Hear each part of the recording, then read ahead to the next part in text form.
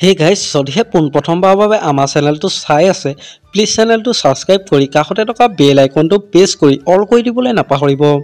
অৱশেষত অসমত জনপ্ৰিয় অভিনেত্ৰী বৰ্ষানীৰ বিষয়ে তেওঁ কন্যা সন্তানৰ ফটো শ্বেয়াৰ কৰিলে ছ'চিয়েল মিডিয়াত।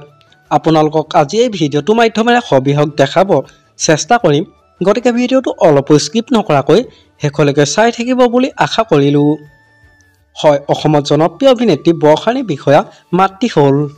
তেওঁ এগৰাকী কন্যা সন্তানৰ মাতৃ হ'ল। বহু বিৰতিৰ পাছত অৱশেষত জনপ্ৰিয় অভিনেত্ৰী বৰ্ষানীৰ বিষয়াই কেমেৰাৰ সন্মুখত নিজৰ কন্যা সন্তানৰ ফটো শ্বেয়াৰ কৰিলে ছ'চিয়েল মিডিয়াত। আমাৰ আজি ভিডিঅ'টো আছিল ইমানেই। আজিলৈ বাই বাই। মৰম খানি দিম তোমাৰে দেহত সপোন আঁকি দিম